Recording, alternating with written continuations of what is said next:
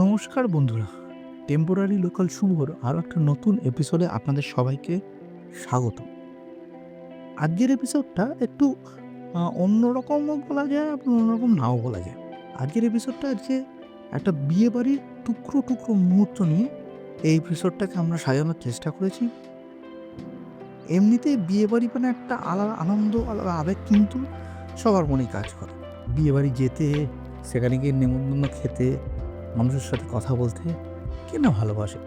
আর সেই বিয়েবাড়িটা যখন পরিবারের খুব কাছের কোনো লোকের হয়, তখন তো তার যাকে বলে মজাটাই দ্বিগুণ হয়ে যায়। তো এরকমই একটা বিয়েবাড়িতে এই বিয়ের মরশুমে আমরা সপরিবারে গিয়েছিলাম। বেশ কয়েকদিন ধরে আমরা আনন্দ করেছি, মজা করেছি, হাসি ঠাট্টা করেছি সবার সাথে। সেই বিয়েবাড়ির টুকরো, টুকরো মুহূর্তগুলো আমরা এই এপিসোডের মধ্যে দিয়ে আপনাদের সামনে তুলে ধরবো। বিয়েবাড়িতে ছিল আমার ওয়াইফ মানে আমার স্ত্রীর মামাতো ভাইয়ের ছোট মামার ছেলে। হুম। তো স্বাভাবিকভাবেই কাছের মানুষ, তার মধ্যে ভাই বলে কথা।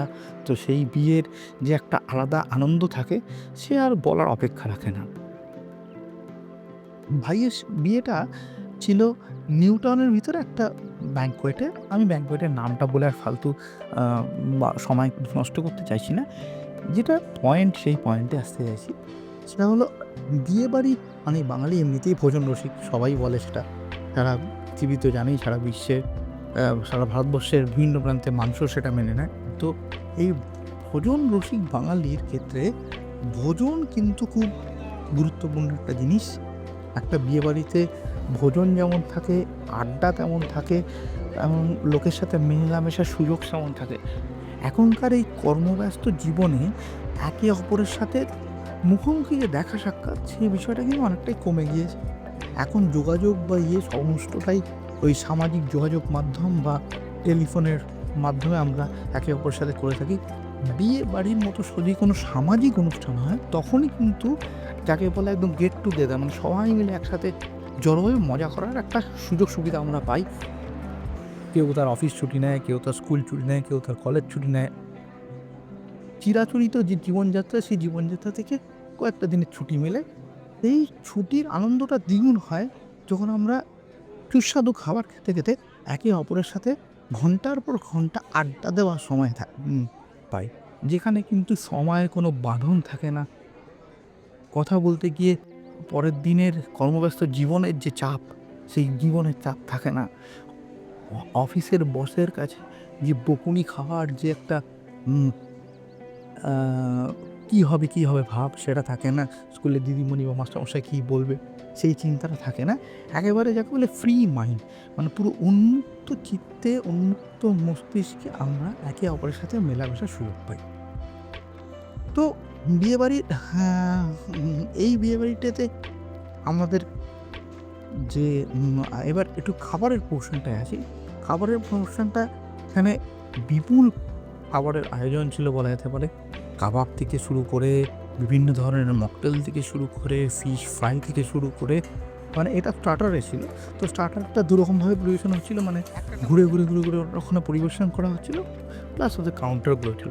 এখানে সবথেকে বড় দেখার জিনিস যেটা ছিল কাউন্টারটাকে অত্যন্ত সুন্দরভাবে সাজানো হয়েছিল। তো আমরা যেমন ঘুরে যখন সার্ভ করছিল তখন যেমন কাবাবটা নিয়েছি, মকটেল নিয়েছি তখন আমরা কাউন্টারে গিয়ে নিয়েছি। কারণ কাউন্টারে যে সাজানোটা যে ডেকোরেশনটা সেটা কিন্তু আলাদা একটা মানে যাকে বলে আলাদা একটা কিছু এক্সট্রা অ্যাড করেছিল আরকি। তো সেই জায়গাটা তুলে ধরতেই কিন্তু আমরা কাউন্টারের একটা ডিটেইল জায়গা এই ভিডিওতে তুলে ধরার চেষ্টা করেছি। খাবারের হুম আ মানে স্বাদ এতটাই ভালো ছিল যে গল্প করতে, করতে আমরা যে কোন প্লেটের পর প্লেট কাবাব শেষ করেছি, ফ্রাই শেষ করেছি, মকটেল শেষ করেছি নিজেদেরও মনে নেই। এখনো যেন মনে হয় যে জিভের গোড়ায় সে স্বাদটা লেগে রয়েছে। এ তো গেল স্টার্টারের কথা। এরপরে যেটা হয় এটা রাতের ডিনার মানে মেইন কোর্স যাকে আমরা বলে থাকি। তো রাতের ডিনারটা এখন স্বাভাবিকভাবে যেটা হয় যে বসিয়ে খাওয়ার যে চলটা সেটা এখন প্রায় নেই বললেই চলে। এখন বুফে সিস্টেম মানে কাউন্টারে সাজানো থাকবে বিভিন্ন আইটেম। যেটা আপনার পছন্দের, যেটা আপনার ভালো লাগে আপনি সেটাই নিয়ে আপনার মন মতো খাবেন। আপনার নিজের মতো খাবেন। তো এখানেও সেরকম বুফের আয়োজন ছিল। তো স্বাভাবিকভাবে আমি নন ভেজিটেরিয়ান, তো ভেজের কাউন্টারগুলোর দিকে যাওয়ার কোনো প্রশ্নই ওঠে না, আমি যাইও নি। নন ভেজে এখানে বিভিন্ন রকম আইটেম ছিল। আমি আইটেম কী ছিল না ছিল সেসব বলে আর ভিডিওটা বাড়াতে চাইছি না। কিন্তু দারুণ ছিল। খেয়েছি, কথা বলেছি, মজা করেছি এবং খাবারের যে স্বাদ সেটা যখন ভালো হয় তখন যে আলাদা একটা জায়গা তৈরি হয় সেটা কিন্তু প্রতি মুহূর্তে উপভোগ করেছি। প্লাস খাবারের থালা হাতে নিয়ে ঘন্টার পর ঘন্টা আমরা আড্ডা মেরেছি বিভিন্ন বিষয়। বাঙালি এক জায়গায় হলেই যেমন রাজনীতি থেকে খেলাধুলা উঠে আসে, এখানেও তার উন্নতা হয়নি। রাজনীতি থেকে খেলাধুলা থেকে শুরু করে কর্মব্যস্ত জীবনের বিভিন্ন দিক কিন্তু এখানে আলোচনার মধ্যে দিয়ে উঠে এসছে। এই আড্ডা মারতে, মারতে, কথা বলতে, বলতে, খেতে, খেতে কখন যে সময় ঘড়ির কাঁটা টিক, টিক করে এগিয়ে গিয়েছে তা কিন্তু কেউই খেয়াল রাখেনি।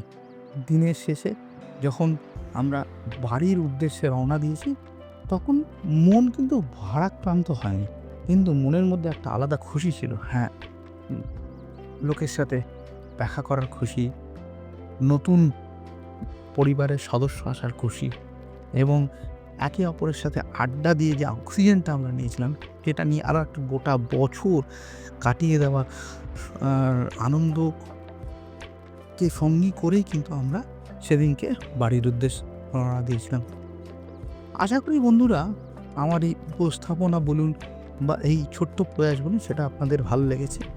আর যদি ভালো লেগে থাকে, এর আগেও যেরকম আমার ভিডিওগুলোকে আপনারা সমর্থন দিয়েছেন, এই ভিডিওকেও সেইভাবে সমর্থন দেবেন। লাইক, সাবস্ক্রাইব করে আমার পাশে থাকবেন। ধন্যবাদ।